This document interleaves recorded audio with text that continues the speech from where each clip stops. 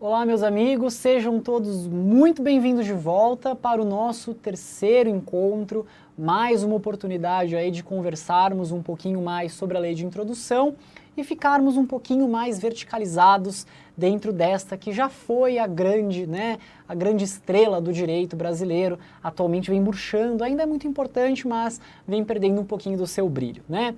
Pessoal, eu queria retomar, dar um passo atrás aqui antes da gente seguir com a revogação das normas, etc., numa coisa que é muito importante, portanto, analisando ali, né, a vigência da lei no tempo, com uma coisa que é muito importante, que é uma discussão que muitas vezes é feita de uma forma, vamos dizer assim, não tão adequada no âmbito da faculdade, ou se passa muito rápido, e como é uma coisa que conversa com elementos estruturantes do nosso pensamento jurídico, eu entendo que é relevante o suficiente para a gente dar esse passo atrás e conversar. Então, vejam aqui no slide, pessoal, essa questão acerca da vigência após o período da vacatio legis, né, da vacatio legis, desculpem. Ou seja, uma vez que a vacância acaba, a lei ela passa a valer. E aí, surge uma discussão, que são esses três tópicos abaixo, sobre a validade, a vigência e a eficácia de uma norma. E muita gente tem dificuldade, muitas pessoas não entendem ou compreendem de uma forma tão organizada o que esses três conceitos representam, e isso é um grande problema, inclusive para a vida profissional. Porque, afinal de contas, muitas vezes na vida profissional, você vai estar discutindo incidência de norma em caso concreto. Então você vai precisar, muitas vezes, passear ou dialogar com esses três elementos fundamentais do direito. E a primeira coisa que a gente olha é a vigência, é a validade de uma norma, certo? Quando você olha para a validade de uma norma, você vai analisar se essa norma ela possui os requisitos formais para produção do efeito jurídico, pessoal. É aquilo que a gente chama num plano, basicamente, né, da existência, para quem vai para uma outra situação que a gente vai analisar mais para frente, na parte geral do direito, mas que, o que eu vou olhar aqui, pessoal? Primeiro, eu vou olhar se a norma ela foi produzida de acordo com o devido processo legislativo, eu vou olhar se os quórums de aprovação, portanto, foram respeitados, se a norma foi devidamente publicada, se não existe nenhum impeditivo para que a norma seja considerada válida. O primeiro requisito é o da validade. Uma norma ela pode ser considerada, e aí até no caso a gente acaba no cotidiano apresentando isso de uma forma não tão técnica, e às vezes é legal a gente colocar isso dentro dessas caixinhas, né? A norma válida, ela pode estar vigente. A norma vigente é uma norma que possui condições de produzir efeitos no mundo jurídico, ponto, certo? Ou seja, a norma ela atende também aos requisitos materialmente necessários para a produção dos efeitos no mundo jurídico. Então, a gente diz, essa norma entra em vigor, né? Quando a gente faz isso, a gente começa a discutir esse terceiro aspecto, que é o da eficácia. A eficácia são os efeitos em si produzidos pela norma. Só uma norma plena, portanto uma norma que atende aos três requisitos, ela é válida, portanto ela foi produzida pela autoridade competente, devido ao processo legal, legislativo, etc, etc e tal. Ela está vigente, portanto não tem nada que impeça ou represe a produção de efeitos, e ela possui eficácia, ou seja, ela está produzindo efeitos dentro do bojo social, dentro do contexto social. É muito importante ter clara essa distinção para analisar as normas de uma forma geral e principalmente os conflitos relacionados à aplicação das normas, principalmente quando você vai olhar pela vigência no tempo ou pela vigência no espaço, tá? Uma coisa importante, pessoal, existe lá, que eu coloquei aqui para vocês, algo na lei de introdução, que é esse princípio da obrigatoriedade da norma. O que isso aqui basicamente quer dizer, artigo 3º da lei de introdução, pessoal? Todos nós somos obrigados a cumprir com as regras jurídicas. Nós não podemos deixar de cumprir com as regras jurídicas alegando desconhecimento delas. E aí eu faço algumas ressalvas. Primeiro, é uma presunção meio que mentirosa, vamos dizer assim, do legislador, essa presunção de que só porque a norma foi publicada no Diário Oficial, ela passou a ser ampla e publicamente conhecida. É um factoide jurídico, vamos chamar assim, é o nome mais bonitinho. Por quê, pessoal? Porque o Diário Oficial, ele é composto por dezenas, muitas vezes centenas de milhares de páginas todos os dias. Se você for parar para pensar qual é a parte da população que acompanha o Diário Oficial ou que acompanha as alterações normativas diariamente, etc. e tal, e que de fato, vamos assim dizer, está por dentro do que o texto normativo prevê, você vai chegar num número muito minúsculo de pessoas, se é que existe essa pessoa, que faz isso talvez não por obrigação do próprio trabalho, né? Ou seja, a legislação diz que se você virar e falar, mas eu não sabia que eu tinha que fazer isso, você não pode usar esse argumento, mas ao mesmo tempo o Estado, ele não te dá elementos suficientes para que de fato as normas sejam conhecidas pela população. O próprio ensino não é pensado dessa forma, né? Em nenhum momento alguém fala, ó, vamos aprender aqui como pelo menos entender das normas quando você está na escola, por exemplo, né? Então, essa é uma previsão bastante controvertida, muitas vezes ela é mitigada na prática, ou seja, muitas vezes ela não é aplicada na prática com tanta ferocidade, né, como poderia, porque justamente há o reconhecimento do judiciário que para determinadas situações, de fato, a pessoa não tinha como saber, e até tem uma previsão normativa do direito civil para isso, é o que a gente chama de erro sobre o direito, ou seja, você está, sei lá, às vezes o direito penal acontece isso também, andando com um animal, se é do interior, né, se é do campo, aí você está andando com um animal que o IBAMA diz que você não pode ter esse animal com você porque ele é uma espécie protegida, silvestre, selvagem, etc e tal. Só que você não tinha como saber porque é uma portaria de uma norma, de uma circular, de um informativo. Veja, nesse caso o direito vai te poupar, fala assim, olha, tá aqui, tome as advertências, se acontecer de novo é porque aí você realmente quis praticar essa conduta infrativa à norma, mas a princípio eu vou te absolver nesse caso. Aí você pode entender que é uma suavização, vamos dizer assim, uma mitigação desse comando da lei de introdução. Por isso que eu já havia dito que é uma lei curta, mas áspera nesse sentido, porque nós temos várias discussões densas para tratar, principalmente porque é uma norma muito antiga e que não foi pensada para a nossa Constituição de 88 atual. Bom, pessoal, lembra que eu havia dito que uma norma, uma vez publicada, uma lei, uma vez publicada, ela só pode deixar de produzir efeitos. Portanto, ela perde a vigência e, por consequência, a eficácia a partir do momento em que entra em vigor uma nova norma de igual categoria, paralelismo das formas, que revoga, portanto, essa norma e retira a norma inicial do ordenamento jurídico. Revogação de normas é um tema absolutamente essencial para ser compreendido para o exame de ordem e que precisa ser analisado por algumas facetas. Primeiro, sob quais espécies? Nós temos a revogação total e a revogação parcial, que é o que a gente chama de abrogação para o caso da total ou derrogação para o caso da parcial. O que precisa ficar de olho aqui, pessoal? A revogação total, ela é a retirada completa da norma. Então eu tenho lá a lei 12.346, por exemplo. Aí vem uma lei que fala, está revogada a lei 12.046. Não sei se foi esse o número que eu tinha falado, mas enfim. Imagina que tem uma nova norma que prevê expressamente a revogação completa da outra norma. Pronto, ocorreu a revogação total. Agora, imagina que essa mesma norma fala, fica revogado o artigo 2º da lei 2046, por exemplo. Nem sei o que é a lei 2046, nem se existe a lei 2046 ainda. Mas, nesse caso, apenas o artigo referido vai deixar o mundo jurídico. ou seja, só vai ter ocorrido uma revogação, portanto, parcial da Lei 12.046. Nesse caso hipotético que eu estou descrevendo aqui para vocês. Então, a primeira diferença é da revogação total, em que a lei como um todo deixa o ordenamento, e a revogação parcial, em que uma parte da lei deixa o ordenamento.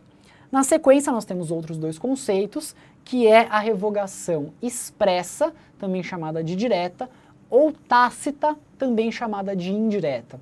E aí, pessoal, eu vou pedir um especial cuidado de todos para, de fato, guardarem todos esses termos. Porque pode ser que apareça como parcial, pode ser que apareça como total, pode ser que apareça como derrogação, como aberrogação, como direta, como indireta. Então, vamos conhecer tudo e nos garantirmos ali que na hora da prova não vai ter nenhum tipo de problema, tá? Bom, a revogação expressa, ela é aquela revogação que diretamente vai te dizer assim, olha, revoga-se a lei 12.046. Isso é um exemplo. A revogação tácita, ela vai ser, ou indireta, aquela em que ela não vai necessariamente virar e falar assim, revoga-se a lei 12.046. Mas se você for pegar o conteúdo da lei nova, você vai ver que ela está falando sobre o mesmo assunto da lei 12.046 e ela, portanto, estará nesse sentido revogando a lei 12.046. Mas ela revogou de forma indireta, portanto, de forma tácita, certo? Então tem que tomar cuidado quando for passear por esse tipo de conteúdo, porque uma coisa é a revogação expressa, revoga-se o artigo 2º da lei, outra coisa é a revogação tácita, em que eu vou falar sobre a mesma matéria legislativa e, portanto, por eu ser uma lei nova, a lei nova se sobrepõe à lei antiga, critério de revogação da lei no tempo. A lei nova revoga a lei antiga, desde que elas estejam no mesmo patamar hierárquico, lei superior não revoga a lei inferior não revoga a lei superior, e que elas estejam na mesma dimensão da matéria, porque lei especial só é revogada por lei especial, lei geral só é revogada por lei geral. Se for, portanto, uma lei nova, da mesma hierarquia e se versar sobre a mesma dimensão da matéria, especial com especial, geral com geral, vai ocorrer o fenômeno da revogação, ok? E aí a gente passa a discutir, portanto, o efeito repristinatório, certo? Isso é uma coisa que também tem alta incidência nas provas e vale a gente discutir um pouquinho. Primeiro de tudo, o efeito repristinatório automático, ele é vedado. Artigo 2º, parágrafo 3º da Lei de Introdução às Normas do Direito Brasileiro, ou carinhosamente, LINDB, né?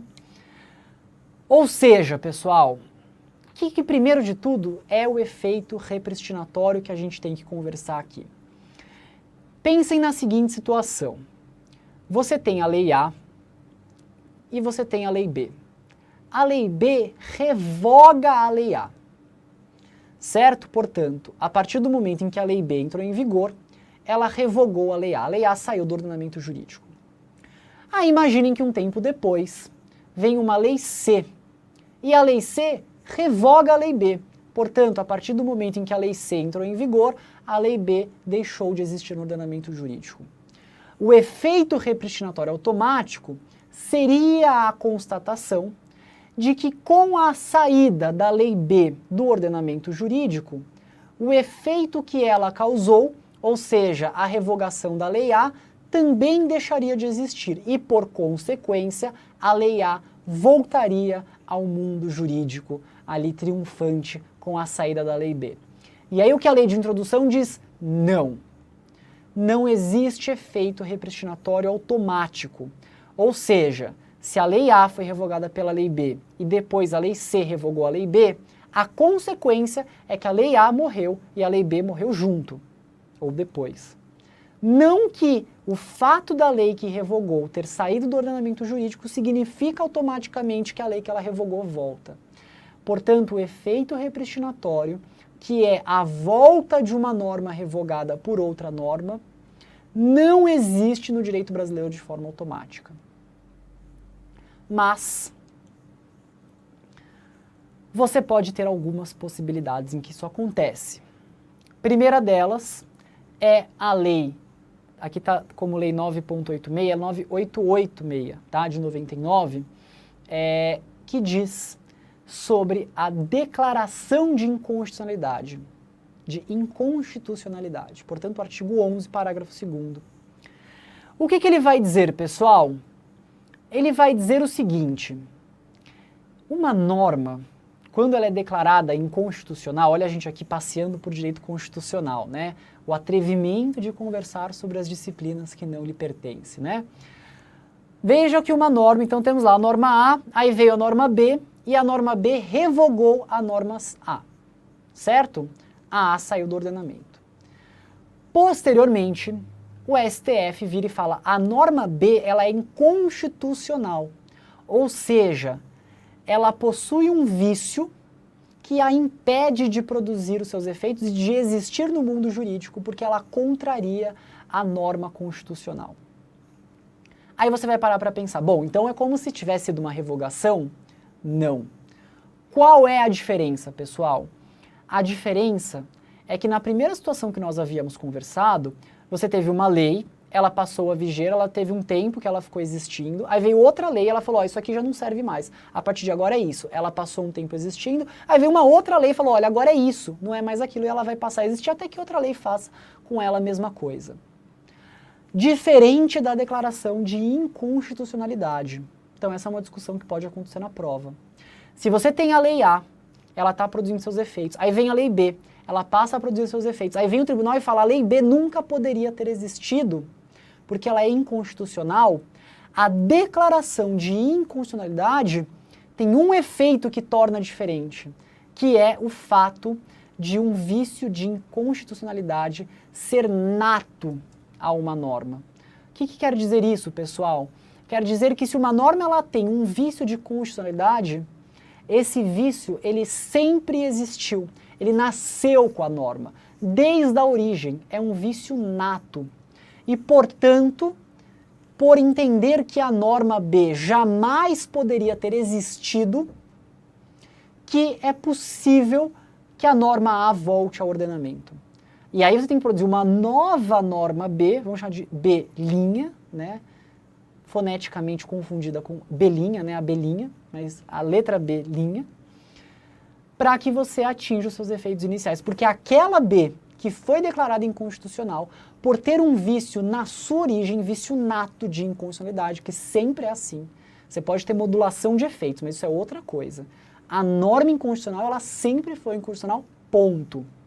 Aí, por essa característica, que você vai ter essa retroação da lei A. Então, portanto, desafiando esse efeito repristinatório vedado no ordenamento jurídico.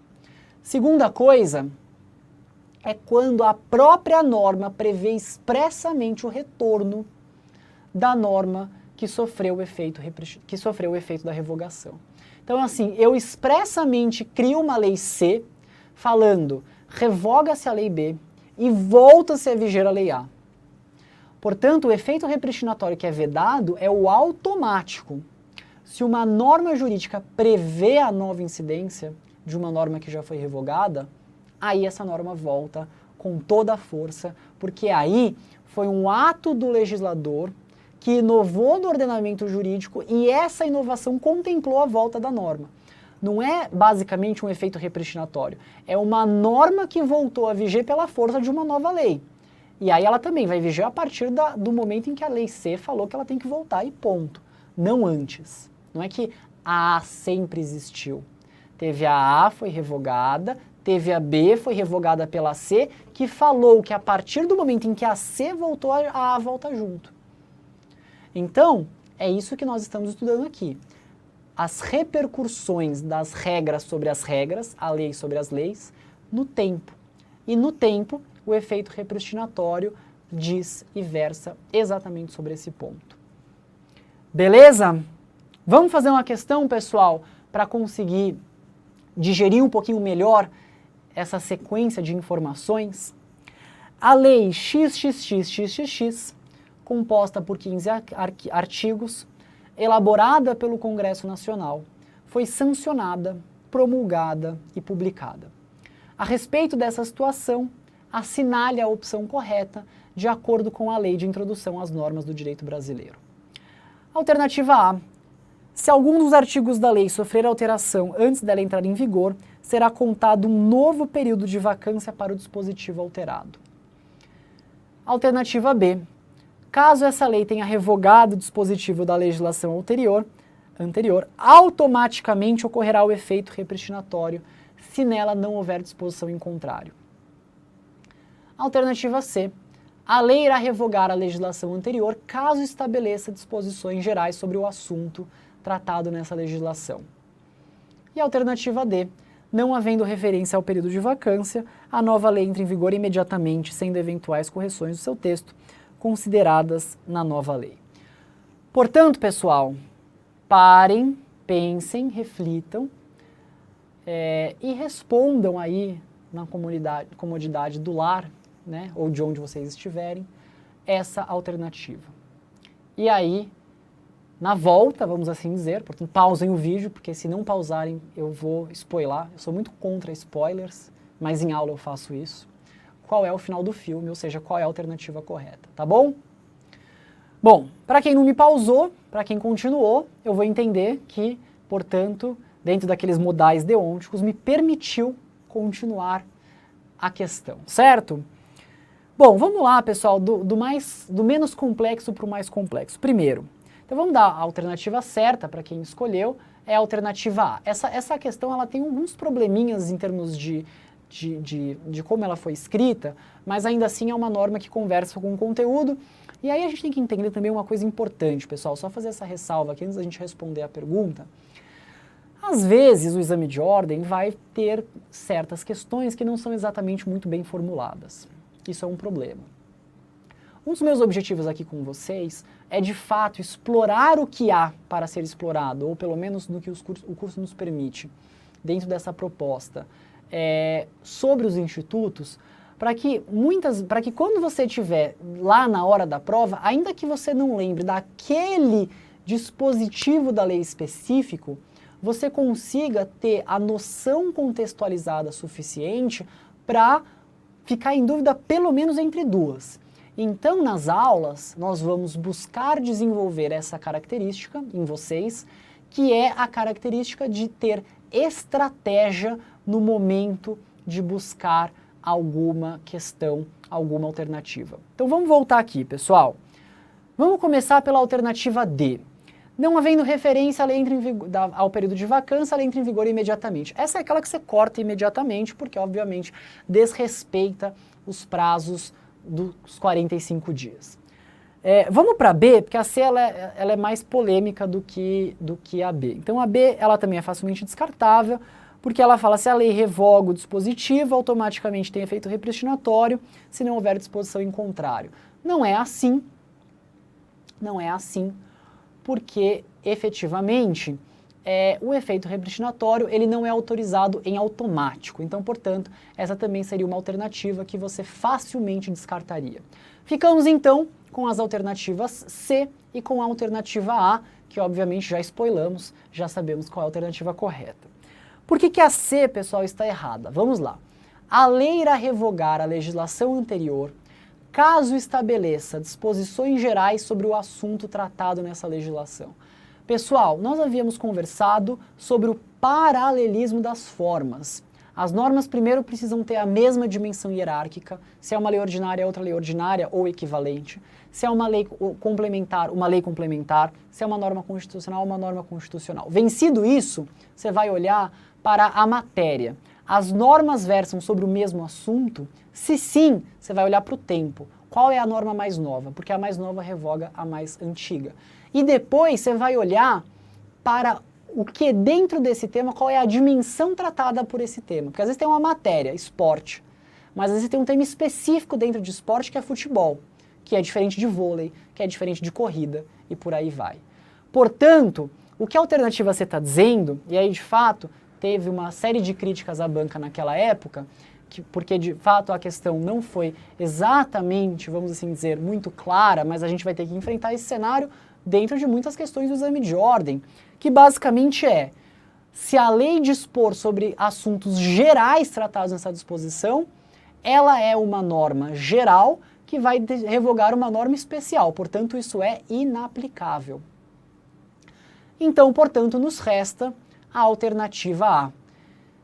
O problema da alternativa A, que muita gente levanta, é que quando ela chama de dispositivo, ela não deixa claro se ela está se referindo a um artigo especial, como ela começa fazendo no começo, ou se ela está se referindo ao texto da norma.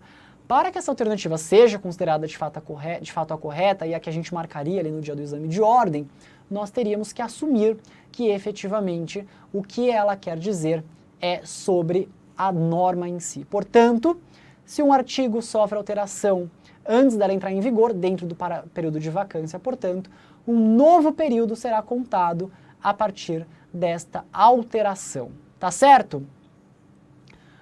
Muito bem, pessoal, como estamos aí em relação ao tempo, se nós avançamos aí mais um assunto, nós temos aí, tá bom, estamos já no finalzinho, portanto, desse encontro, né? Vocês sabem que se me deixar eu fico aqui falando e a gente nunca encerra, né? Então eu vou optar aqui, pessoal, como eu já avancei mais do que o tempo permitido ali na última aula, eu vou compensá-los, né, encerrando essa aula brevemente antes do que de costume. Encerramos, portanto, este assunto, tratamos dele exaustivamente, fizemos uma questão para descobrirmos como esse assunto ele é, na prática, cobrado ali para o exame de ordem. Portanto, agora, o desafio de vocês é resolver várias questões, portanto, usem dos benefícios aí da área do aluno de vocês, para ficar craque no assunto e a gente não ter mais nenhuma dificuldade com isso, tá certo? Pessoal, gostaria de agradecer imensamente a atenção de vocês. Muito obrigado. A gente se vê na próxima aula. Até lá. Tchau, tchau.